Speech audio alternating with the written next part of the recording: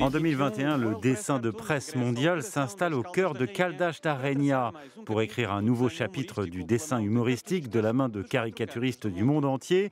Une édition fortement marquée par la pandémie de Covid-19, mais aussi, comme c'est déjà la tradition ici, par la défense de la liberté de la presse et d'expression.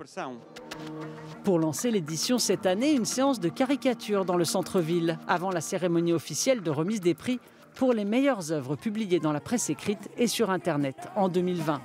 Une seule image a suffi à l'Albanais Hajim Soulaï pour résumer l'année. Elle lui a valu le 2e prix dans la catégorie Gag Cartoon. Je cherchais ma masque à ma maison, 4 masques là. Et dans un moment, je regardais avec un œil artistique et je trouvais un zéro, la forme de masque et le zéro. Alors je dis, OK, je fais 2000 ventes avec le masque et est née immédiatement l'idée.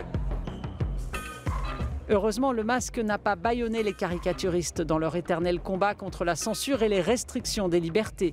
Dans une année ponctuée par la transition de pouvoir entre Donald Trump et Joe Biden et par la crise sanitaire, les dessinateurs n'ont pas oublié une autre urgence planétaire majeure, reflétée par le premier prix de la catégorie caricature attribué au Mexicain Dario Castilleros.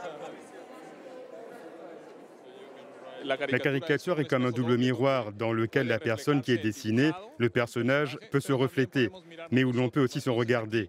Ici, j'ai fait un dessin caricatural de Greta Thunberg, mais je fais aussi réfléchir le public un peu sur l'attention à notre planète.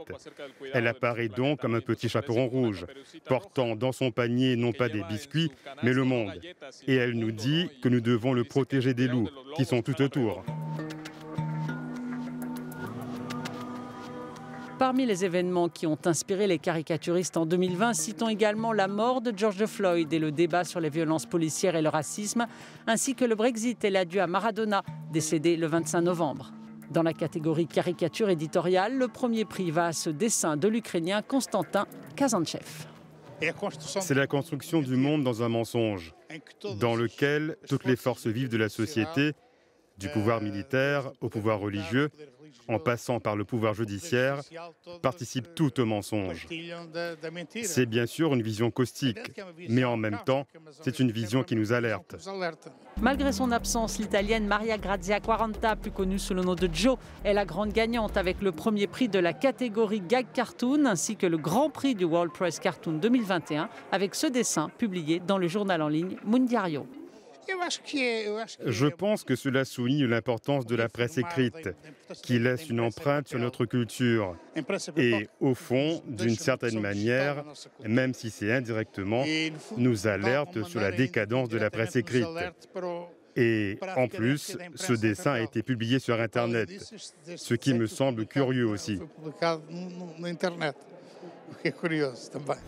Les dessins ont été sélectionnés par le jury international du World Press Cartoon parmi près d'1 millier d'œuvres. Ils sont à voir et à penser au Centre culturel et de congrès de Caldas da Rainha, au nord de Lisbonne, jusqu'au 17 mars.